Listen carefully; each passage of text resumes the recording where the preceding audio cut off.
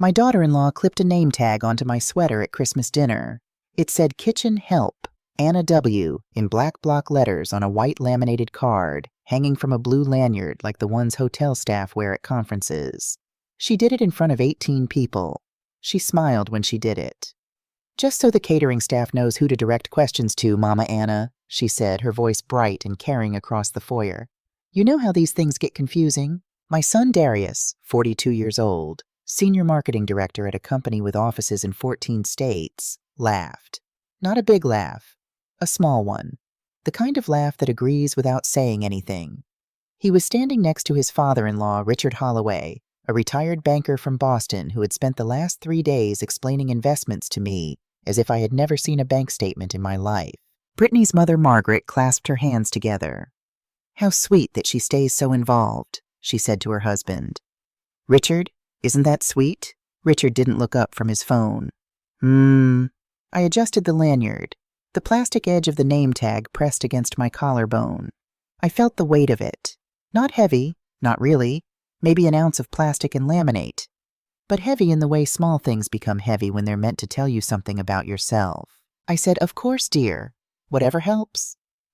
And I walked toward the kitchen, past the 12-foot Christmas tree that my daughter-in-law had hired a professional to decorate, past the table where 18 people were about to sit down to a meal I had spent 2 days preparing, past my granddaughter Jasmine, who was 12 years old, and the only person in the room looking at me with something that resembled recognition. What Brittany didn't know, what none of them knew, sitting around that $28,000 mahogany table she'd picked out with money she thought was Darius's, was that I'd signed the deed to the house they were standing in 3 weeks before my son Darius was born.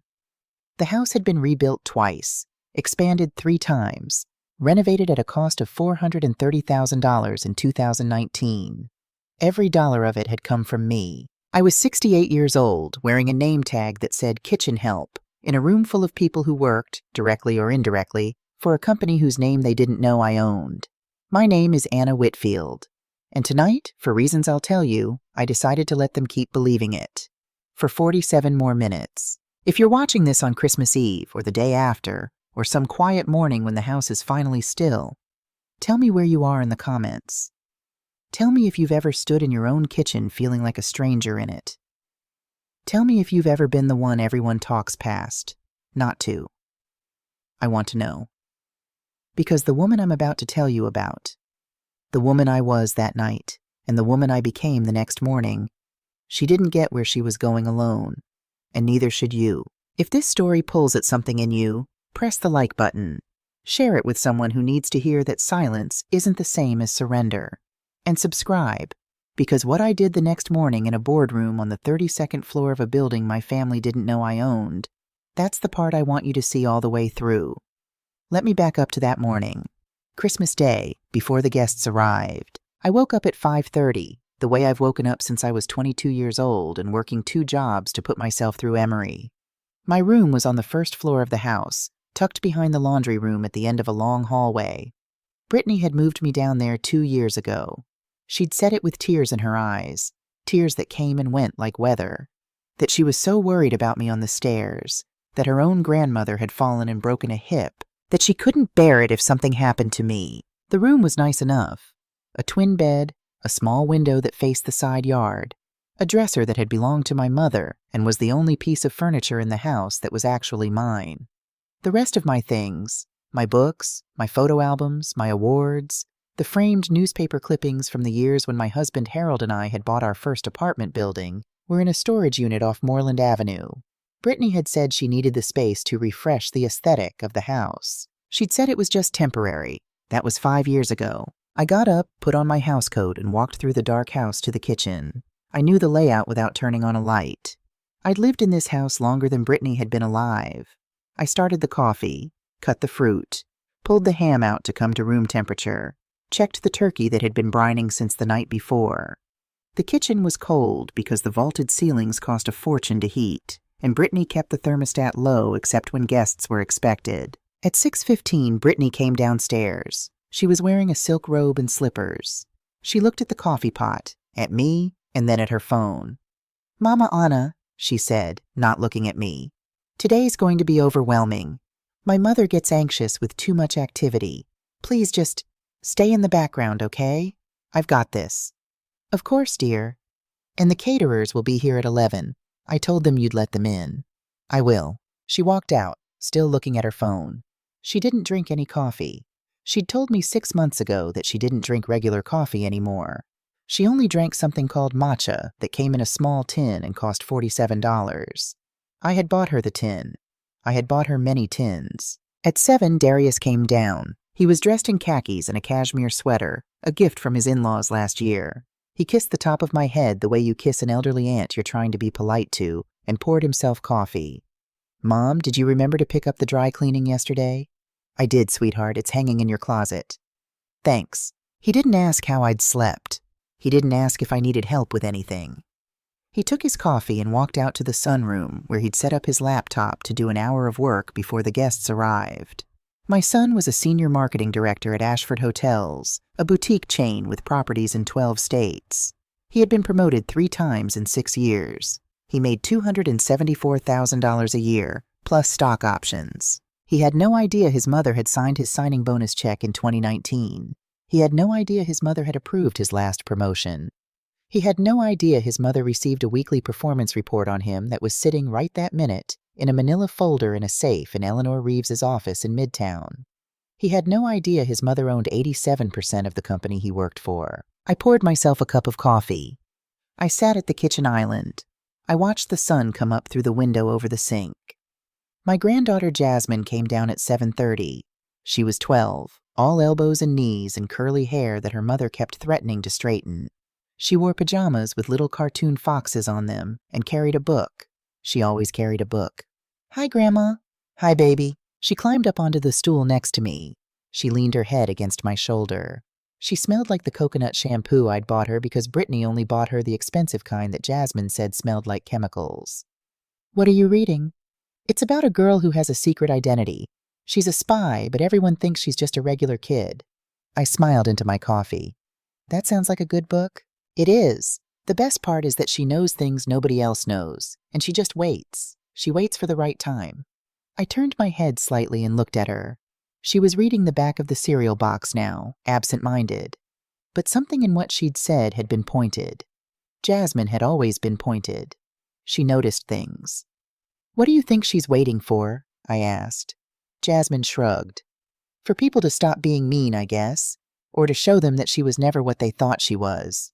And what was she? Jasmine looked at me then. Her eyes were the same shade of brown as Harold's had been. She was more, Grandma. I held her gaze for a long moment. Then I reached over and kissed her forehead. Eat your cereal, baby. It's going to be a long day. By 9, the house was full of noise. Margaret Holloway had arrived from the guest house across the yard, where she and Richard had been staying for a week. She wore a red cashmere twin set and pearls that Richard had given her for their 40th anniversary. She walked into my kitchen, because at some point in the last 5 years, it had stopped being my kitchen and started being Brittany's kitchen, except on days when work needed doing, and then it became my kitchen again, and began opening cabinets. Anna, dear, where do you keep the good crystal? Brittany said I could set the table. Top shelf left of the stove. Oh, you'll have to get it down for me.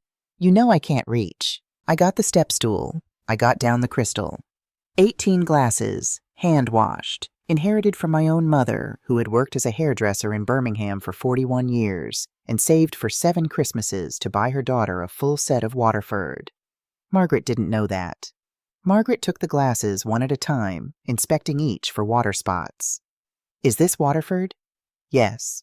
How did you afford Waterford, Anna? She said it in the voice women like Margaret use when they want to seem curious but are really appraising. I thought Harold was in, what was it? Construction? Engineering. Right, engineering.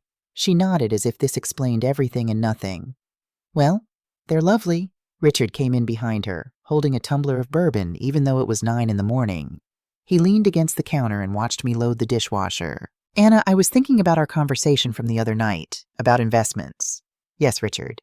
You know, I still think you should move most of your savings into a high-yield savings account. 3% APY, FDIC insured. At your age, you don't want volatility. My friend at Wells Fargo could set it up for you in an afternoon. That's very kind, Richard. It's important to have someone looking out for you, Anna. A woman alone, no husband, children who are busy. You need to protect what little you've got. I dried my hands on a dish towel. I looked at him. I smiled the way my mother had taught me to smile at men who were trying to be helpful by being condescending. Thank you, Richard. I'll think about it. My personal investment portfolio, managed by a firm in Chicago that Harold and I had worked with since 1987, was valued at $14 million. Richard's, from what Eleanor had been able to determine through public disclosures on his nonprofit board filings, was somewhere around $1.2 million. I put the towel down. I walked out of the kitchen. In the hallway, I passed the framed family portrait Brittany had commissioned for the foyer. It was Darius, Brittany, Jasmine, and Brittany's parents, taken at the country club last spring. I was not in it. I had been babysitting, Brittany had said afterward, and they hadn't wanted to interrupt. The photo was 5 feet tall. It was the first thing any guest saw when they walked into the house. I stood in front of it. I looked at my son's face. He was smiling the smile he'd learned from his father-in-law. The smile that was not really a smile but a posture. I thought about what Harold would say if he could see this house. Harold had died 80 years ago in April, of a heart attack he had been quietly managing for 3 years and quietly hiding from me for the last 6 months. He had known he was leaving me. He had spent his last year setting things in order with Eleanor Reeves, making sure that everything we had built was protected, making sure that I would never have to explain myself to anyone ever again unless I chose to. One of the last things he said to me, holding my hand in a hospital bed at Emory, was this: "Anna, one day, you're going to have to decide whether our boy earned it. You'll know when. Don't you let anybody rush you." I had been deciding for 8 years. Tonight, I thought, standing in that foyer in front of a portrait I wasn't in, wearing a housecoat in a house I owned, my name not yet appearing anywhere that mattered to the people sleeping under its roof. Tonight might be the night I finished deciding. By 10:30, Brittany was upstairs getting dressed. Margaret was on the phone with her sister in Boston, loudly narrating the menu. Richard was in the study reading the Wall Street Journal. Darius was still in the sunroom on his laptop. Jasmine was in her room reading. I went to my room. I closed the door. I sat on the edge of the bed. I opened the bottom drawer of my dresser, the dresser that had been my mother's, and under a stack of folded nightgowns, I pulled out a small, locked box. I opened it with a key I kept on a chain around my neck, under my clothes, always. Inside the box were 3 things. The first was a prepaid cell phone. Not a smartphone, a simple flip phone, the kind you can buy at a gas station. It had 4 numbers programmed into it. Eleanor Reeves, my lawyer. Patricia Williams, my personal assistant of 31 years. James Thornton, the CFO of Whitfield Holdings.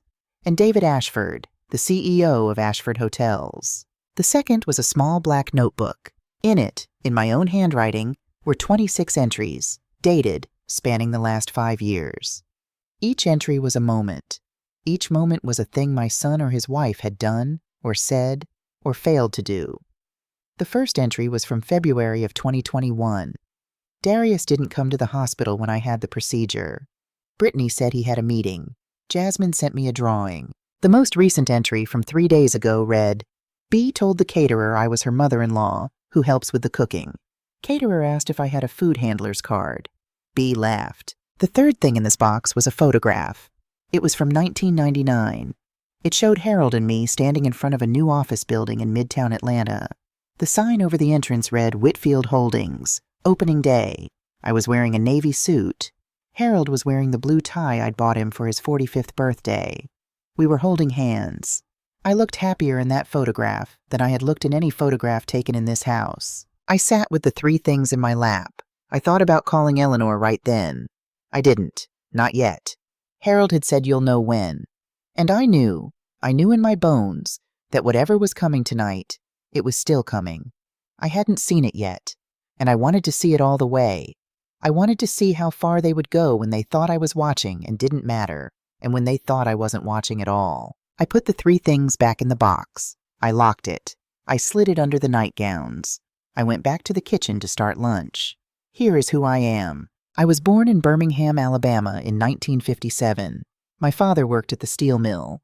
My mother cut hair in our kitchen for the women on our block who couldn't afford to go to the salon downtown, which was most of them, and which also in 1957 wouldn't have served them if they could. My mother charged $2 for a wash and set. She saved every dollar she could. I was the first person in my family to finish college. I went to Spelman on a scholarship. I transferred to Emory for graduate school in real estate finance because in 1978, Emory had a program that had just started admitting Black students, and they had money to spend on keeping us. I was the first Black woman to graduate at the top of that program. They gave me a plaque. The plaque is in a storage unit off Moreland Avenue. I met Harold Whitfield at a community meeting in 1979. He was an engineer, a real one, not the kind Margaret imagined when she heard the word, working for the city on water infrastructure in the West Side neighborhoods that everyone else had forgotten about. He was 31. I was 22. He walked me home from that meeting, and he walked me home from every meeting after that for the next 2 years. And then we got married at Ebenezer Baptist Church on a Saturday in May of 1981. We bought our first house in Decatur for $14,000. It had no central air. The roof leaked in 2 places. We spent our weekends fixing it. 18 months later, we bought a second house. Not to live in, but to rent. I had learned in graduate school that the way Black families in Atlanta had been kept out of generational wealth was through being kept out of property. I decided at 23 years old that I was going to change that for us. For my family and, if I was lucky, for other people's families too. By 1985, Harold and I owned 12 properties. By 1992, we owned a commercial office building in downtown Atlanta. By 1999, we owned 34 properties, a commercial portfolio, and we founded Whitfield Holdings. I owned 87%. Harold owned 13%. He had insisted. He had said, "Anna, this is your mind, your work, your vision. I'm just the man who was smart enough to marry you." In 2005, Whitfield Holdings acquired a small, failing boutique hotel chain called Ashford Hotels. 12 properties, mostly in the South. I restructured it. I kept the CEO, a man named David Ashford, whose family had founded the company and who had watched his father run it into the ground. David was competent. He just hadn't been allowed to make decisions. I gave him decisions. The chain grew. By 2010, it was worth $90 million. By 2020, it was worth $260. Today, along with the rest of the Whitfield portfolio, it was worth $480 million. In 2010, Harold had his first heart attack. I made a decision. I stepped back from the public side of the business. I kept my name off the press releases, off the board meeting minutes that got distributed beyond the inner circle, off the annual reports that went to anyone who wasn't a direct shareholder. I wasn't hiding. I was simply quiet. I wanted to spend my husband's last years with my husband, not with boardrooms. Harold died in April of 2018. I was 60 years old. I was rich. I was alone. My son, at that time 34, was living in New York with his new wife, Brittany. He had just taken a marketing job at a small firm there. He called me twice a week for the first month, then once a week, then once a month. In 2019, Darius told me over the phone that he had been recruited by a hotel company in Atlanta. A nice chain, he said. Boutique. Good opportunity. They wanted him to move back south.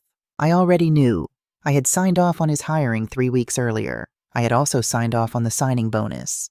David Ashford had called me and said, "Mrs. Whitfield, your son's resume is on my desk. What would you like me to do?" And I had said, "Treat him like every other candidate. If he's good, hire him. If he's not, don't. Don't tell him anything.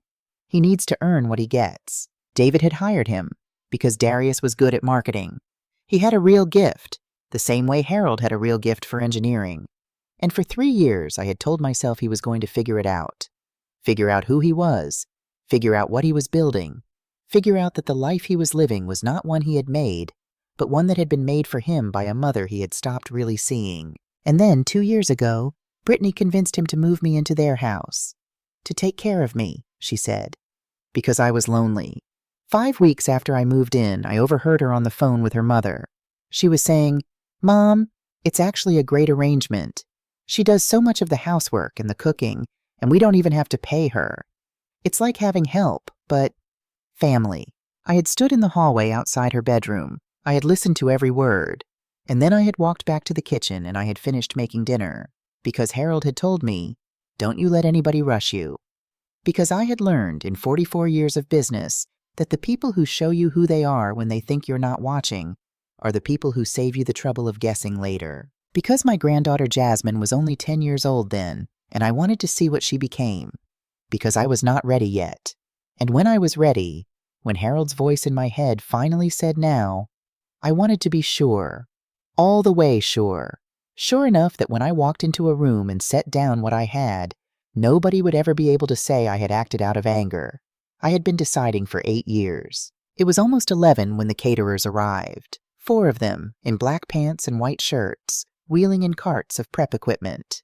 The lead caterer was a young man named Marcus, a coincidence that made me smile, because my father's middle name had been Marcus, and I took small signs where I found them. Marcus introduced himself to Brittany, who waved him toward me. Mama Anna will show you everything. She's been with the family for years. Marcus looked at me. He was maybe 28. He had kind eyes. He stuck out his hand. Ma'am, pleased to meet you. Likewise, Marcus. Are you? He glanced at Brittany, who had already turned away. He lowered his voice slightly. Are you Mrs. Whitfield's mother? I'm Darius's mother, I said. Harold Whitfield was my husband. Something flickered across his face. Recognition, maybe, or the beginning of it. Whitfield. Huh. He nodded slowly. That's a familiar name. My mother used to work at one of the Ashford hotels down in Savannah. She always talked about how fair they were. Said the owners took care of their people. I smiled. That's nice to hear. Was your husband? Let's get your station set up, I said gently. You've got a lot of work ahead of you. He nodded. He followed me into the kitchen, and I showed him where everything was. In the kitchen of the house I owned, wearing a name tag that hadn't been given to me yet, but was already waiting for me, folded on the entry table, in a lanyard Brittany had picked out the day before. At 1 o'clock, the first guests would arrive. At 3, we would sit down to dinner. At 6:14, I would check my watch later, because I remember exactly, my son would stand up and announce in front of 18 people that he and his wife had signed paperwork to move me into a nursing home. And that is when I would finally know. That is when Harold's voice in my head would say the word I had been waiting 8 years to hear. Now, the guests began arriving at 1 o'clock. First came Brittany's older brother Trevor, a commercial real estate broker from Charleston, with his wife Ashley and their 2 teenage sons. Trevor shook Darius's hand too firmly and kissed Brittany on both cheeks. He looked past me when Brittany introduced us. Not unkindly, just the way you look past a piece of furniture you've seen before and don't need to examine. Oh, right, the mother. Hi. Hello, Trevor. He was already moving toward the bar. Then came the Pembertons, Douglas and Caroline, old friends of the Holloway family from their Boston days, now semi-retired in Savannah. Caroline wore a Chanel jacket that I recognized because Brittany had shown me a picture of it in a magazine 6 months ago, and sighed about how one day, when Darius made partner, she would own one. Douglas wore a bow tie and asked me, upon being introduced, if I could bring him a Scotch neat. I smiled and walked to the bar. Marcus, the caterer, was behind the bar setting up. He looked at me, then at Douglas across the room, then back at me. Ma'am, I can get that. It's all right, Marcus. I'll do it. Ma'am, thank you, though. I poured the Scotch. I carried it to Douglas. He took it without looking at me. Then came the Lees, the only other black family at the dinner. Gerald Lee was a dentist who had gone to Morehouse with one of Darius's cousins, and his wife Vanessa taught middle school science. They greeted me warmly. Vanessa hugged me and said, Anna, you look beautiful. How have you been? And for a moment, standing there in that foyer with her arms around me, I felt visible again. Then Brittany swept in and said, Mama Anna, the glasses aren't out yet on the sideboard. And Vanessa let go. Then came the Reynolds, the Abbotts, 2 of Brittany's sorority sisters and their husbands, a couple from the country club whose name I never caught, because Brittany introduced them as our dear friends. And finally, Brittany's father's business associate from his banking days, a man named Frederick Hoyt, and his much younger wife. 18 people, including Darius, Brittany, Jasmine, the Holloways, and me. The name card at each place setting had been hand-lettered in gold calligraphy by a woman Brittany had flown in from Charleston for the weekend. I know because I had seen the invoice. $420 for place cards. I did not have a place card. I had not expected to. At 2:30, while the guests mingled with drinks in the living room, I went to check on the turkey. Jasmine was in the kitchen. She was sitting on the counter, which her mother had told her 1,000 times not to do, eating a deviled egg with her fingers. "Grandma? Baby, where's your name card?" I opened the oven. Warm air rolled out. The turkey looked beautiful. Harold had taught me how to roast a turkey the year we got married, in a tiny oven in that first house in Decatur. I had roasted 44 turkeys since then. "I don't have one, sweetheart." "Why not?" "Because I'm helping today." Jasmine was quiet for a long moment. Then she said, "Grandma, can I ask you something?" "Anything." "Why do you let her talk to you the way she does?" I closed the oven. I turned to face her. She was looking at me with those brown eyes, Harold's eyes, and there was something serious in her face that did not belong on a 12-year-old. "Jasmine, honey, come down from there." She hopped down. I took both her hands. They were small and cool, and she had paint on her thumb from something she'd been working on that morning. "Baby, I want you to listen to me very carefully. I want you to remember this, even when you don't understand it yet. Because one day, you will." Okay, sometimes the most powerful thing a person can do is stay quiet, not because they're weak, because they're watching, because they're learning, because they know that when they speak, they want to speak once, and they want it to matter. Is that what you're doing? Yes, baby. When are you going to speak? I looked at the clock over the kitchen doorway. It was 2:41. Soon, I think. Jasmine nodded. She squeezed my hands. Then she stood on her toes and kissed my cheek and whispered, "I hope it's really loud when you do." She walked out of the kitchen before I could answer. At 3 o'clock, Brittany rang a small silver bell and announced that dinner was served. 18 people moved toward the dining room. I stayed in the kitchen, cutting the turkey, arranging it on a platter, while Marcus and his team loaded the sides onto serving dishes. I could hear laughter from the dining room. I could hear Richard telling a story about a golf tournament. I could hear Brittany's mother saying loudly, "Oh, this china is divine." "Brittany, did you register for this?" The china had belonged to Harold's grandmother. It had come from Ghana in 1962, shipped by Harold's uncle, who was a diplomat. Each piece was hand-painted. It was irreplaceable. Brittany had taken it out of my storage boxes without asking me 3 years ago. I carried the turkey platter into the dining room. 18 faces looked up. 18 people at a table set for 18. There was no 19th chair. There was no 19th place setting. I set the platter down on the sideboard. Marcus and his team brought in the sides. Brittany stood up. "Before we begin, I just want to say, Mama Anna has been such a help today. Let's all give her a round of applause." The table applauded. Polite, brief, the way you applaud a piano recital you didn't enjoy but feel you should acknowledge. "Mama Anna, you can eat in the kitchen with the staff. We'll bring you a plate after." "Of course, dear." I walked back to the kitchen. Marcus was there. He looked at me.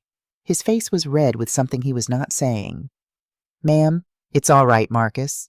Ma'am, with respect. My mother would put her foot through that wall." I smiled.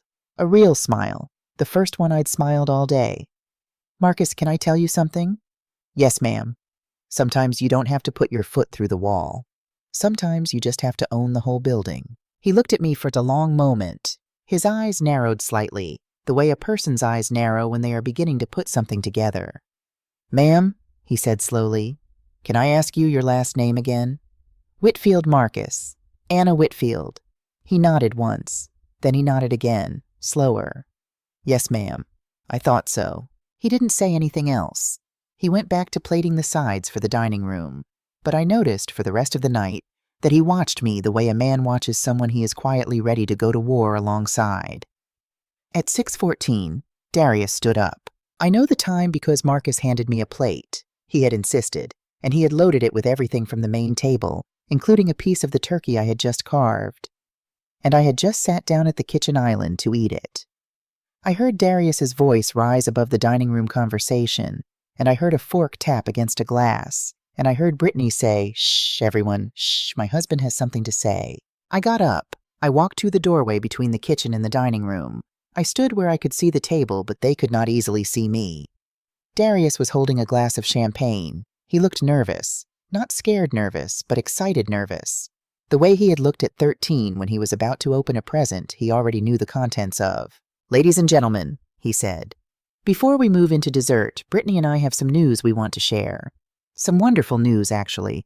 It's been a long time in the making, and we wanted to share it tonight because this is our family, and family is what it's all about." The table murmured approval. Someone said, "Ooh, a baby?" Brittany laughed and shook her head. No, not a baby.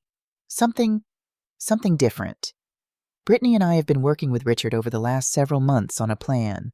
As some of you know, Mama Anna has been living with us for about 5 years now, and she has been such a blessing to our family. Margaret raised her glass. Hear, hear, but she's getting older.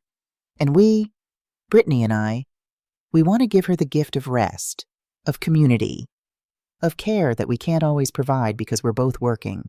We're raising Jasmine. We've got so much going on. My son took a breath. He looked at Brittany. She nodded encouragingly. So, we've signed the paperwork to move her into Willow Creek Senior Living, just north of Atlanta. It is the finest senior community in the state of Georgia. It has a memory care wing, a full medical staff, bingo on Tuesdays. Oh, she'll love bingo, Margaret interjected. And it's going to be her new home starting February 1st. Richard and Margaret have very generously offered to cover the first year of fees as their Christmas gift to us. And with Mama Anna settled, Brittany and I will finally have the chance to renovate the downstairs. Her room will become the home gym I've been wanting for years, and we're going to put in a wine cellar. The table applauded. They applauded. I stood in the doorway of the kitchen, holding a plate of food that a 28-year-old caterer named Marcus had made sure I received, and I watched 18 people, including my only child and the mother of my only grandchild, applaud the decision to ship me off to a facility in 6 weeks. Brittany raised her glass. To Mama Anna, to a well-deserved rest. To Mama Anna, the table said. Darius looked toward the kitchen. He saw me in the doorway. His smile faltered for just a fraction of a second. Then he recovered it. Mom, come in, come on. We wanted to tell you in front of everyone because we knew you'd be so touched. I walked into the dining room. I walked slowly. I was wearing the housecoat I'd worn all afternoon, under an apron Marcus had lent me when I'd stained my sweater carving the turkey. The name tag, Kitchen Help, Anna W., was still hanging from my neck. 18 faces turned toward me. Jasmine, sitting at the far end of the table between her grandmother Margaret and her Uncle Trevor, stood up. Jasmine, sit down, Brittany said. No. Jasmine, no, Mom. Grandma doesn't want to go to a nursing home. Did you ask her? Did you ask her even one time? Jasmine, sit down. I reached the edge of the table. I set my plate down on the sideboard. I looked at my son. Darius, you signed paperwork. Mom, it's the best thing. You signed paperwork without talking to me. We wanted it to be a surprise. A surprise. A gift, Mom. Richard and Margaret are covering. Where is this paperwork? Darius blinked. What? Where is it? The paperwork you signed. I'd like to see it. Brittany stepped in. Mama Anna, we don't need to do this right now. Let's finish dinner and tomorrow. Tomorrow is fine, dear. Tomorrow is perfect, actually. I'll see the paperwork tomorrow. I smiled at her. A warm smile. A grandmotherly smile. The kind of smile that was so warm and so grandmotherly that Brittany's shoulders actually relaxed because she thought, and I could see it in her face. I could see her think it. Oh, thank God, she's going to be easy about this. I turned to the room. I raised my voice slightly. Thank you all for being here tonight. Thank you, Brittany, Darius, for this wonderful announcement. What a lovely surprise. Please, enjoy your dessert. I think I'm going to turn in. It's been a long day. I walked out of the dining room. I did not look back. Behind me, I heard Margaret say, Oh, bless her heart, she's overwhelmed. I heard Darius say, That went better than I thought. I heard Jasmine say, loud and clear, You're going to be so sorry. And I heard Brittany hiss, Jasmine, not another word. I walked down the hall to my room.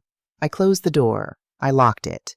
I sat on the edge of my bed for exactly 90 seconds, breathing slowly. Then I pulled the locked box out of the drawer. I took out the flip phone. I dialed Eleanor Reeves. She picked up on the second ring. Anna, it's time. Are you sure?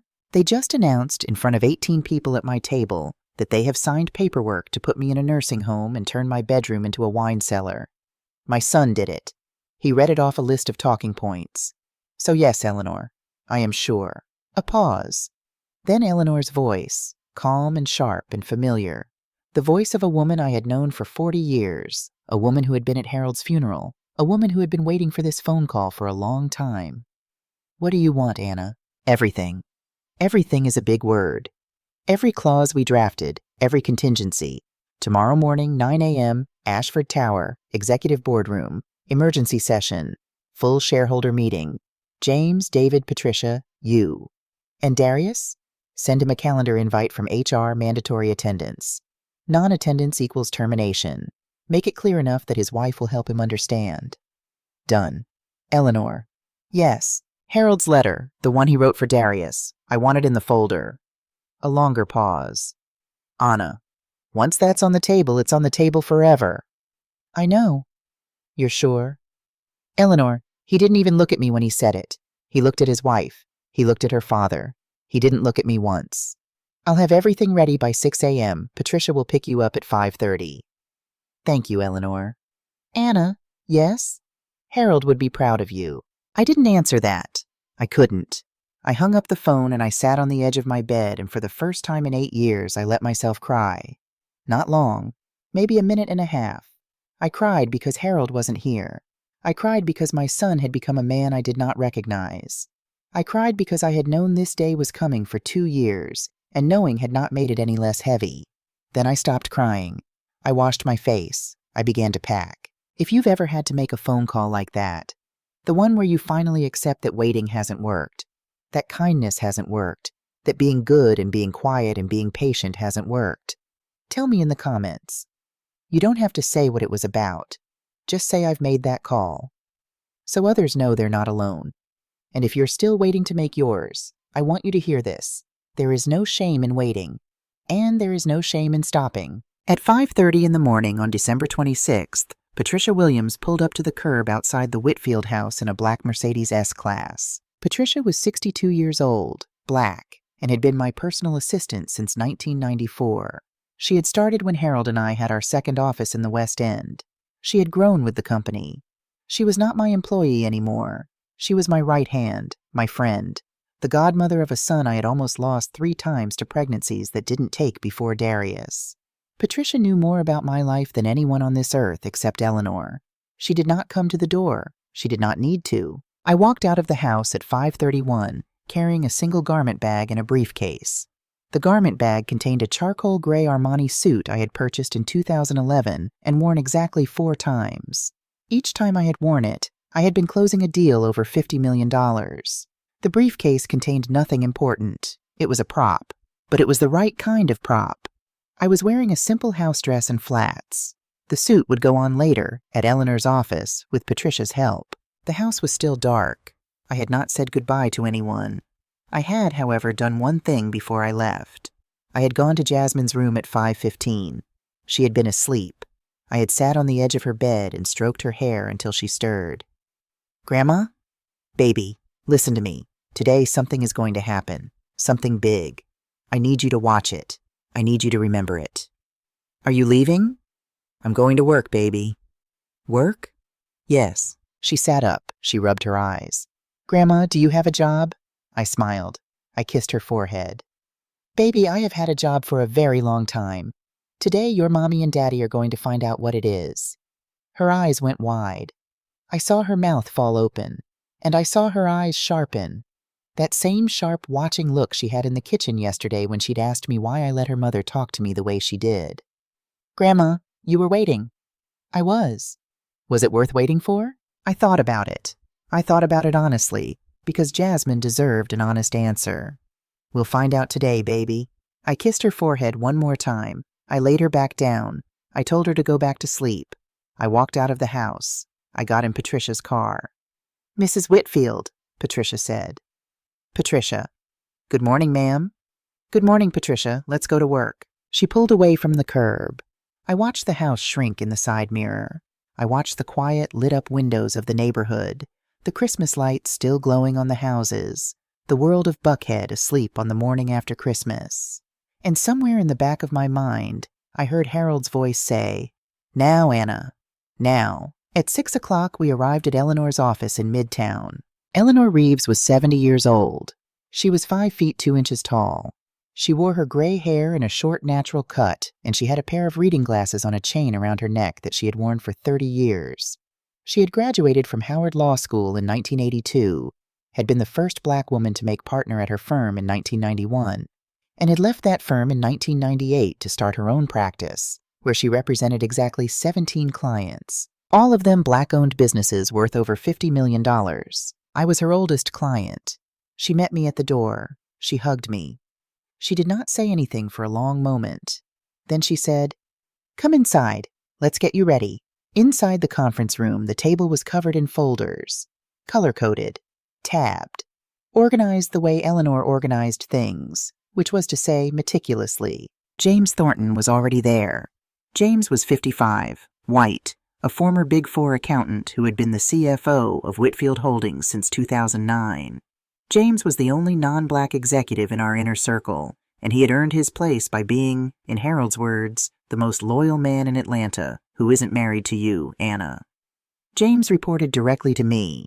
He had been preparing for this morning for 6 years. David Ashford arrived at 6:15. David was 48, white, the nominal CEO of Ashford Hotels, and a man who had known from the day I acquired his family's company in 2005 exactly who I was and exactly what our arrangement was.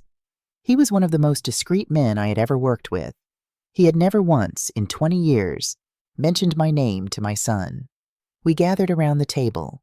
Eleanor walked us through everything. The trust documents, the deed to the Buckhead house, the performance reviews of Darius Whitfield, senior marketing director, 6 years of them, including notes from his direct supervisor that had been quietly forwarded to me each quarter, the corporate structure of Whitfield Holdings, the shareholder agreement, the lease Darius and Brittany had signed in 2019, the one they thought was a family arrangement, which had a 30-day vacate clause. And then Eleanor set down one more folder, a thin one, sealed with a wax stamp of a W. "This one," she said. "Harold's letter." I looked at it. "Anna, last chance to pull it." "Put it in." She slid the folder into the main stack. At 7, Patricia helped me dress.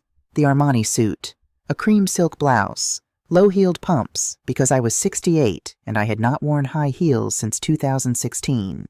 Patricia fastened the gold brooch Harold had given me on our 20th anniversary, a small sun, hand-hammered, made by a jeweler in Savannah, to my lapel. She stepped back and looked at me. "Mrs. Whitfield." "Patricia, you look like yourself." I looked in the mirror. It had been a long time since I had looked like myself. The woman in the mirror did not look 68. She did not look tired.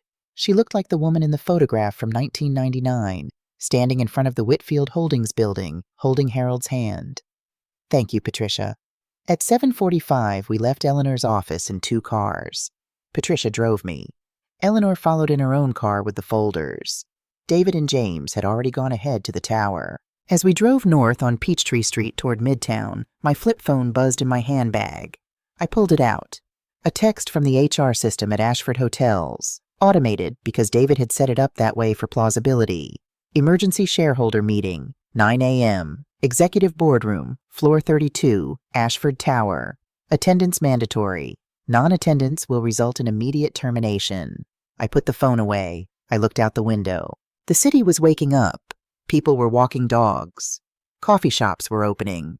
A father was carrying his small daughter on his shoulders, pointing up at the Christmas lights that were still strung along the street lamps. Atlanta, my city.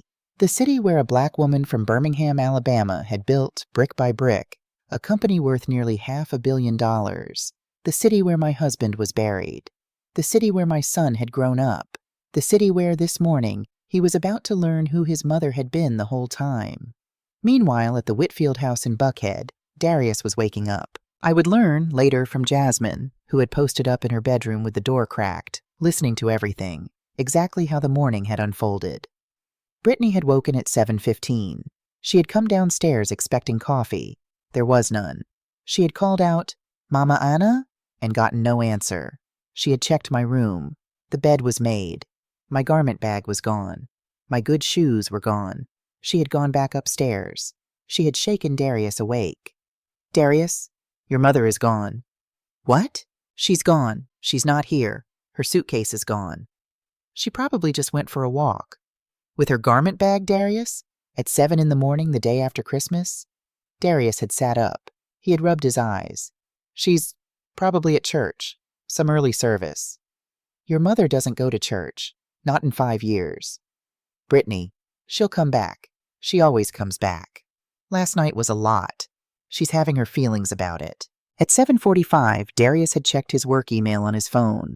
He had seen the automated message from HR. He had stared at it for a full 30 seconds. Then he had called his assistant. His assistant hadn't known anything. He had called David Ashford's office. David hadn't answered. He had called 2 colleagues. Neither of them had received the notice. It had gone only to him. Brittany, something's wrong at work. What? There's an emergency shareholder meeting at 9. Mandatory. Non-attendance means termination. That can't be right. Brittany, it says my name. It's addressed to me specifically. Brittany had walked to the window. She had looked down at the driveway. Darius, your mother's car is here. What? Her Buick. It's here. She didn't drive herself. Then how did she leave? I don't know. Downstairs, Margaret Holloway had been sitting at the breakfast bar, drinking the coffee she had finally made herself. Richard had been reading the paper. They had looked up when Darius came downstairs, tie askew. What's wrong, son? Richard had asked. I have an emergency meeting at 9, at the office. Mandatory. Richard had set the paper down. Who signed the notice? HR. It's automated. Son, automated notices don't usually say mandatory and termination. That's somebody personally pushing a button. Who would do that? I don't know. Richard had looked at his daughter. His daughter had looked at her husband. And something had happened in that kitchen. Something small, something almost invisible, something that Jasmine later told me she had not been able to name at the time but had felt, listening through the crack in her door. Something that felt, Jasmine said, like the floor shifting. Brittany had said slowly, Darius, where's your mother? I don't know, Brittany. I told you. Your mother is gone. You have an emergency meeting at work.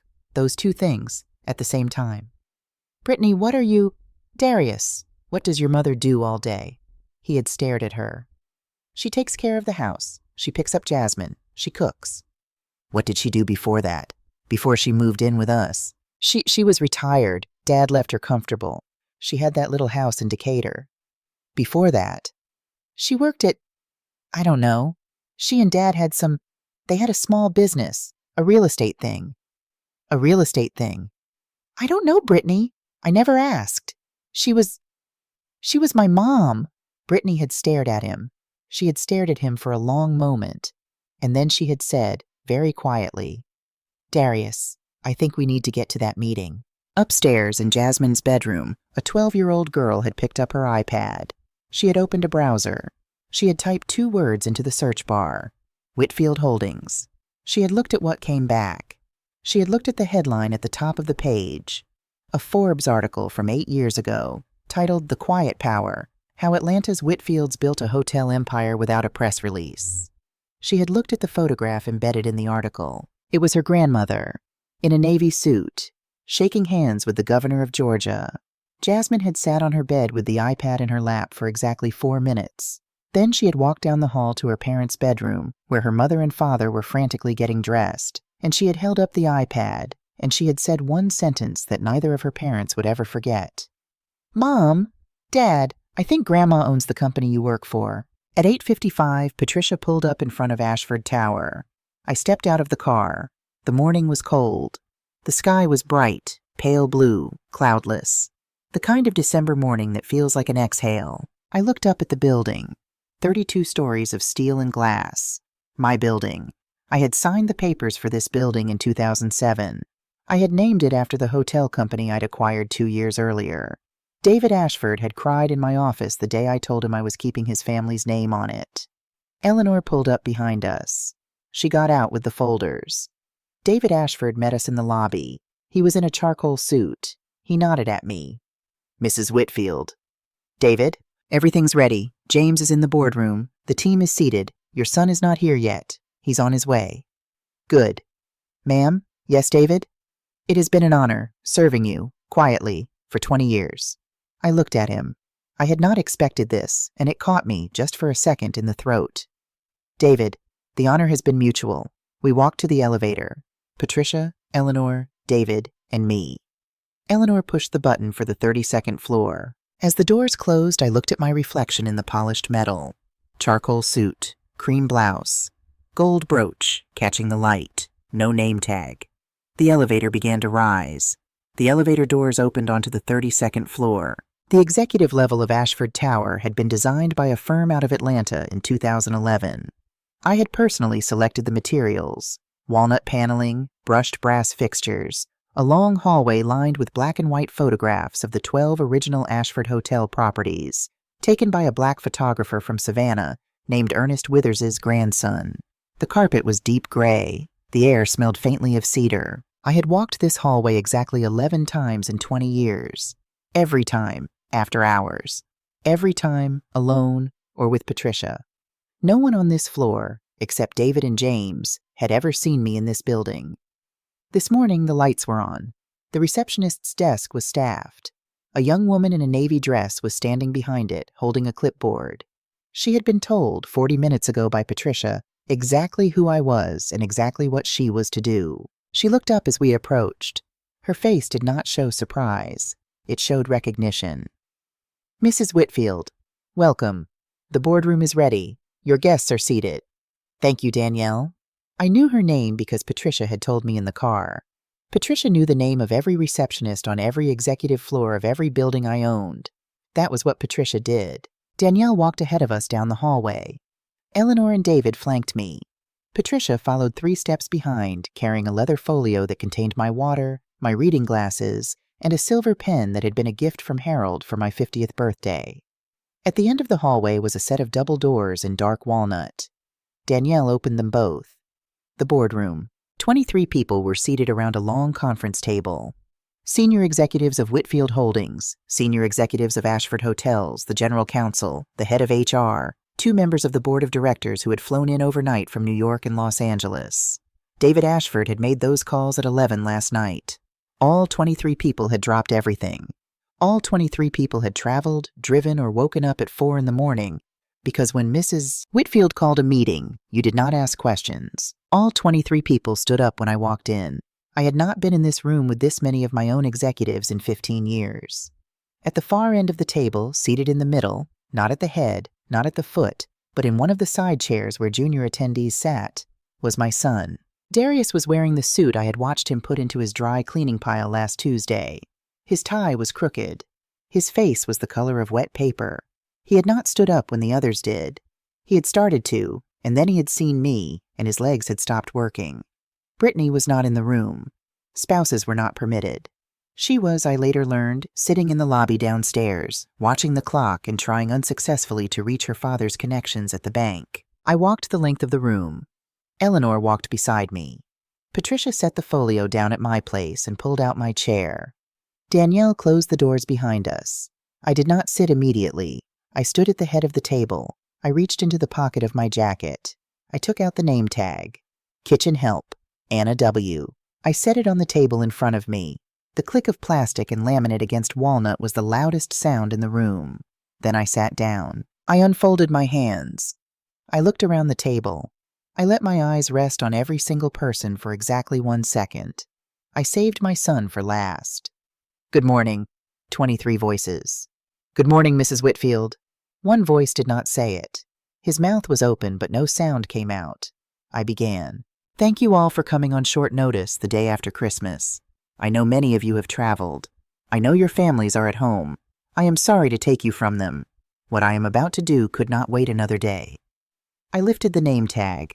I held it up for the room to see. For those of you who haven't had the pleasure of meeting me in person, and there are a few of you in this room for whom this is your first encounter, which I find, in retrospect, a useful thing to have let happen, my name is Anna Whitfield. I am the founder and majority shareholder of Whitfield Holdings. I hold 87% of the voting equity. I have held it since 1999. My late husband, Harold Whitfield, held the remaining 13% until his death in 2018, at which point those shares transferred to a trust I oversee. I set the name tag back down. Last night, at my son's Christmas dinner, this was clipped to my sweater by my daughter-in-law. It was clipped to me in front of 18 people. I wore it for 6 hours. I served dinner in it. I carved the turkey in it. And then I stood in the doorway of my own kitchen, in a house I have owned since 1982, which is 22 years before my son's wife was allowed to pick out the wallpaper, and I listened while my son announced to his in-laws, his colleagues, and his 12-year-old daughter that he and his wife had signed paperwork to place me in a nursing home. The room was still. They announced this to me by applauding. They did not ask me. They did not consult me. They presented it as a gift from people whose own first year of fees was being covered by my daughter-in-law's father, who has spent 3 days explaining to me, in my own kitchen, why a woman of my age should not trust the stock market.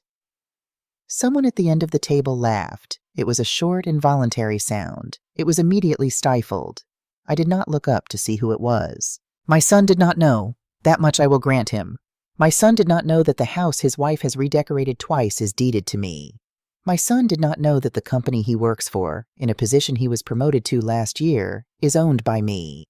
My son did not know that I have, for 6 years, quietly reviewed his performance reports from 3 levels above his supervisor. My son did not know any of this because I chose, deliberately, for reasons I will explain, not to tell him. I turned my head slightly. I looked at Darius. He was crying, silently. 2 tears, one down each cheek. He did not wipe them.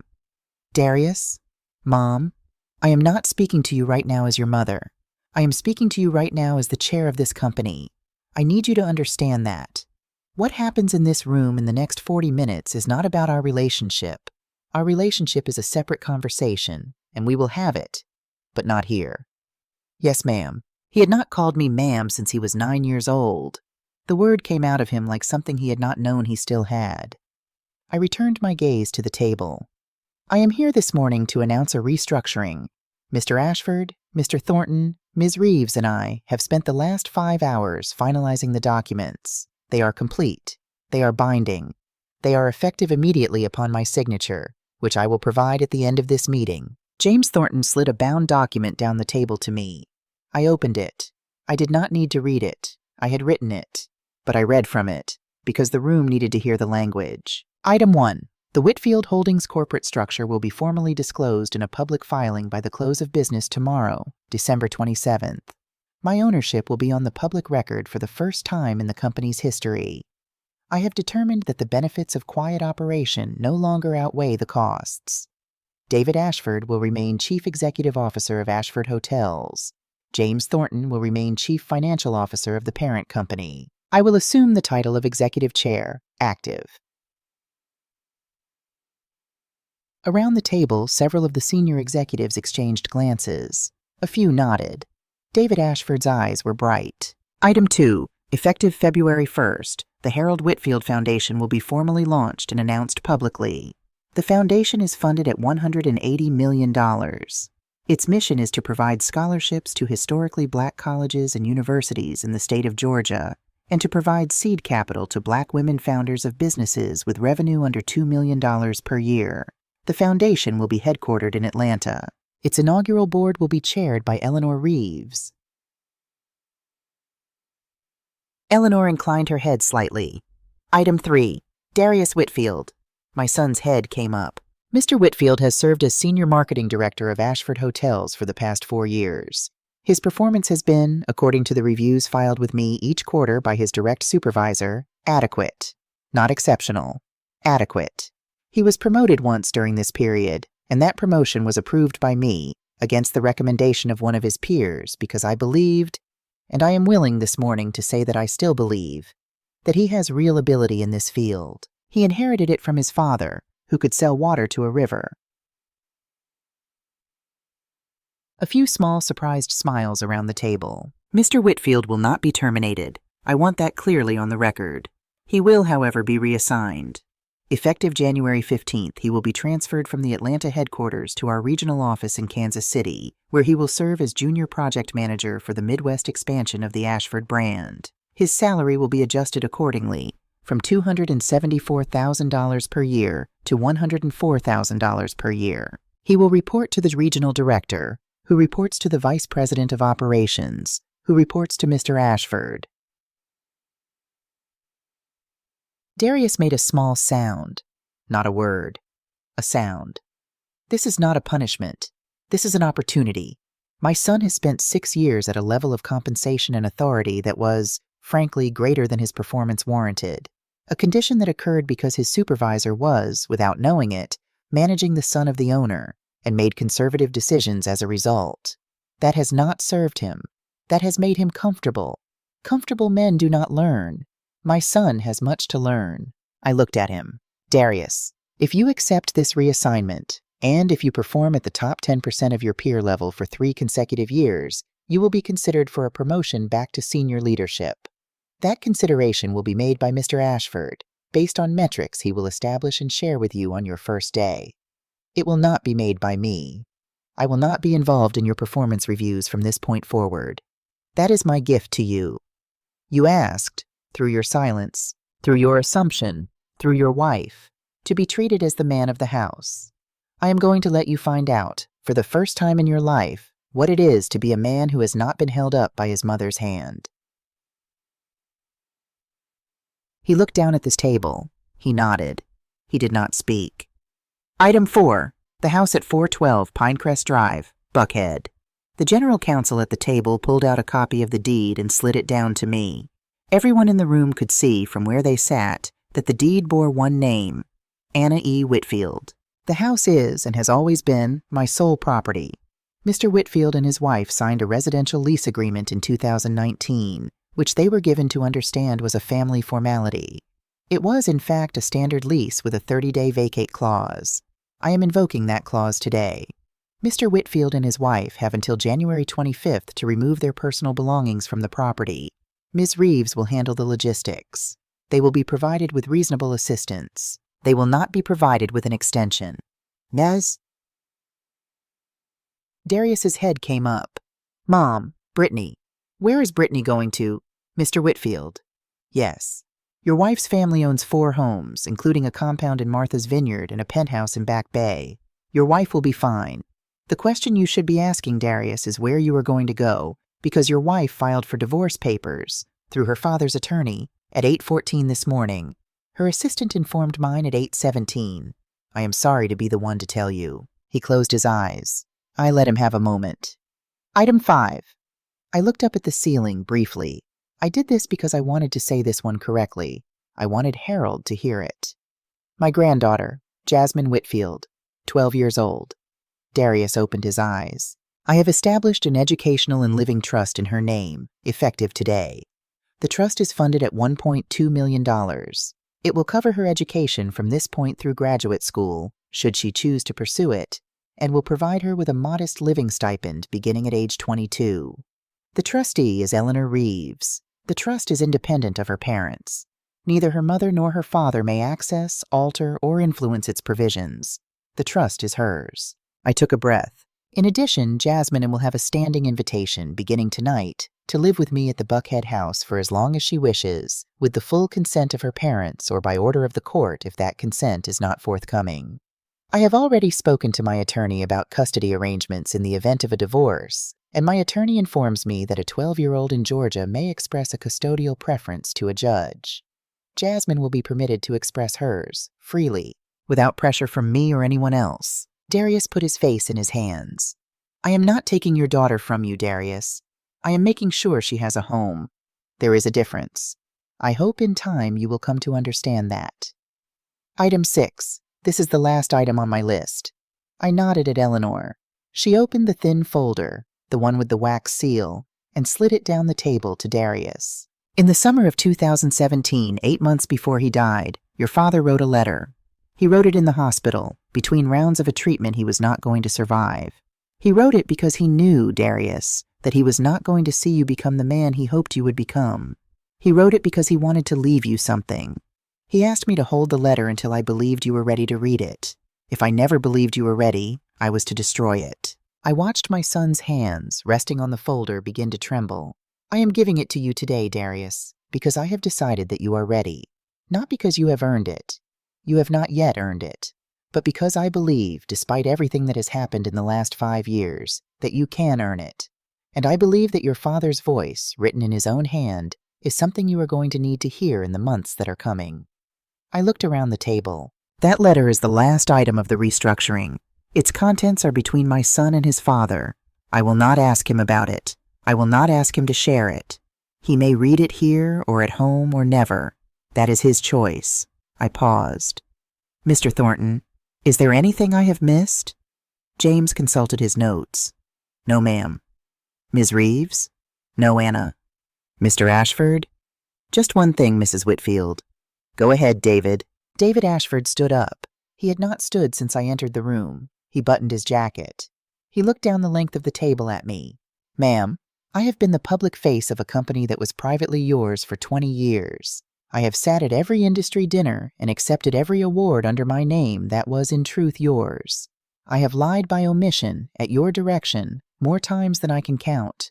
I have done it because you asked me to, because I trusted your reasons, and because I believed from the beginning that the work you were doing, the people you were hiring, the communities you were investing in, the way this company has been run, deserved protection from the kind of scrutiny that this country reserves for Black women who build things. I want to say on the record, in front of this room, that it has been the honor of my professional life to work for you. And I am so glad, Mrs. Whitfield, that today the world is finally going to know your name. He sat down. For a long moment the room was absolutely silent. Then, slowly, Patricia Williams stood up. She did not speak. She simply stood. Then James Thornton stood. Then Eleanor. Then, one by one, the 23 executives around the table stood up. The last to stand was the youngest member of the board, a woman in her early 40s whom I had appointed 6 months ago on David's recommendation. She stood, and her hand went briefly to her heart. I looked at my son. He stood up last. He stood up slowly, like a man pushing against a great weight. And when he was on his feet, he looked at me across the length of the table, and he said in a voice so small I almost could not hear it, "Mom, I'm so sorry." I did not answer. I looked down at the name tag. Kitchen help, Anna W. I picked it up. I handed it to Patricia. "Patricia, please have this framed. I'd like it for my office." "Yes, ma'am." I reached for the silver pen. I signed the restructuring documents, 11 signatures, 1 on each tabbed page. James countersigned. Eleanor notarized. At 10:17 a.m. on December 26th, Whitfield Holdings was publicly held by a Black woman named Anna Whitfield for the first time in its 26-year history. I stood up. The room stood with me. I looked at my son one more time. "Darius, read your father's letter when you're ready, not before." "Yes, ma'am." And Darius, "Yes, ma'am. I love you. That has not changed. That will never change. But love does not mean you get to live in a house I own and treat me as staff. Love does not mean I owe you a company I built. Love means I will be here, on the other side of your learning, whenever you arrive. Do you understand?" His face broke, all at once, like something that had been holding for a long time and finally gave. "Yes, ma'am, I understand." I nodded. I walked out of the boardroom. Eleanor and Patricia walked with me. David Ashford stood at the door and inclined his head as I passed, the way a man inclines his head to a queen whose court he has just watched her take back. Before we leave that room, I want to tell you something. I want to tell you that when I walked out of there, I did not feel triumphant. I did not feel victorious. I felt tired. I felt sad. I felt the particular grief of a mother who has just spent 8 years watching her son become someone she did not recognize, and who has now, in a room full of strangers, been forced to say so out loud. But I also felt, and this is the part I want you to hear, if you're still with me, I also felt whole. For the first time in 8 years, maybe longer, I felt like I was standing in a body that matched the person I actually was. Not the person my son saw, not the person my daughter-in-law introduced to her mother, not Mama Anna, just Anna, just the woman Harold had loved, just the woman who had built something, and who was no longer going to pretend she hadn't. If you have ever made yourself smaller so the people around you could feel larger, I hope you know. I hope somebody tells you, even if it's a stranger on the internet on the morning after Christmas, that the smallness was never the price of being loved. The smallness was the price of being tolerated. And those two things are not the same. 3 months later, it is the 3rd Saturday in March. The dogwoods in the Buckhead yard are starting to bloom. I am sitting on the front porch of the house. The same house. I have not moved. They moved, and I stayed, because I have always been the one who belonged here, and it took them leaving for the rooms to remember it. The house looks different. Brittany's designer furniture is gone. Trevor came with a moving truck in early February and took his sister's things back to Boston.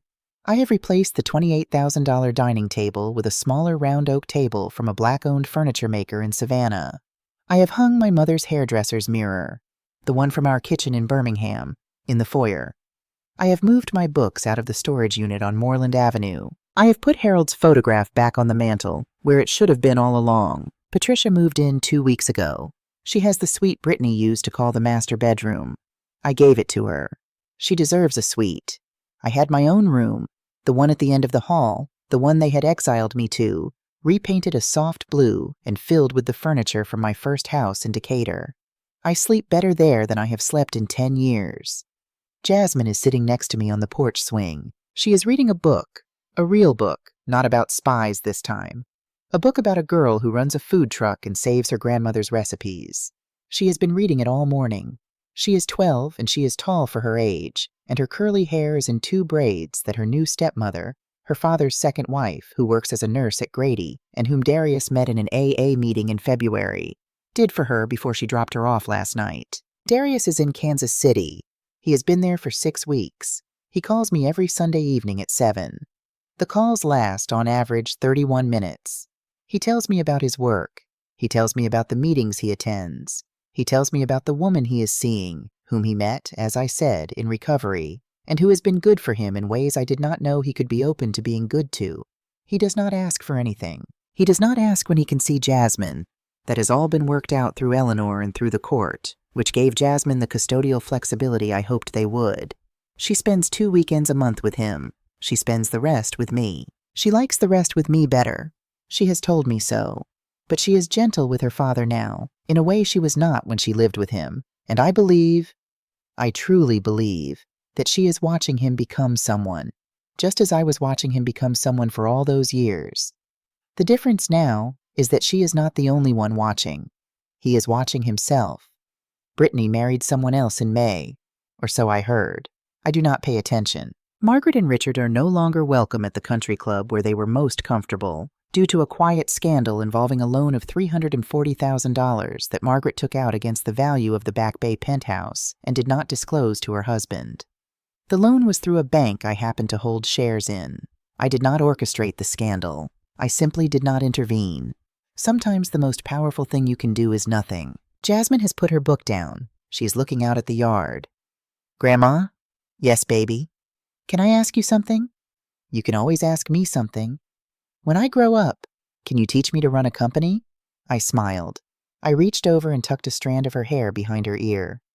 Baby, I'm going to teach you something better than that. What? I'm going to teach you how to see people, really see them, before they have to prove anything to you. Because the only thing worth more than a company, Jasmine, is knowing, in your bones, in your spirit, the difference between someone who sees you and someone who is just watching you to figure out what they can get. She thought about that. She thought about it for a long time. She is a child who thinks. Grandma? Yes? Daddy is learning that, I think. I think so too, baby. Are you proud of him? I looked out at the dogwoods. I looked at the yard my husband and I had planted with our own hands in 1983. I looked at my granddaughter's face, which was Harold's face, and my mother's face, and my own face from a photograph I had carried in my wallet for 47 years. Jasmine, I am proud of you. That is enough for today. She leaned her head against my shoulder. Patricia brought out 2 glasses of iced tea. She set them down on the small table between us. She did not interrupt. She went back inside. On the wall behind us, through the living room window, you could see, if you were looking, the framed name tag. Kitchen help, Anna W. I had hung it in the hallway, not in a place of shame, but in a place of memory, right next to the honorary doctorate from Emory Law that they gave me last month for contributions to black-owned commerce in Atlanta, right next to the Forbes cover they published 2 weeks ago, the one with my photograph on it, my face from the portrait taken in December for the restructuring announcement, and the headline that ran across the top in white block letters. The Quiet Queen of Atlanta, How Anna Whitfield Built $480 Million in the Shadows, and What She Plans to Do with It Now. If you have watched this all the way through, if you have sat with me from the name tag on Christmas night to the porch swing in March, then I want to say this last thing to you. You are not who they say you are when they are not paying attention. You are who you have always been. You are who your mother raised. You are who your grandmother prayed for. You are who your own hands have built, quietly, in all the years when no one was giving you credit for it. You are who Harold, or whoever your Harold was, saw when they looked at you across a dinner table and knew, in the way the right ones always know, that you were someone they were going to spend their life being proud of. They spent 42 years looking past me. I used every single one of those years well. And the name tag they gave me? I had it framed. It hangs in my office now, right next to my degrees and my magazine covers, and a photograph of my husband holding my hand in front of a building that bore our name on opening day in 1999. Every morning when I sit down to run the company they didn't know I owned, I look at it. And I remember exactly who I am, and who I refuse to become, just to make them comfortable. My name is Anna Whitfield, and I was never the help.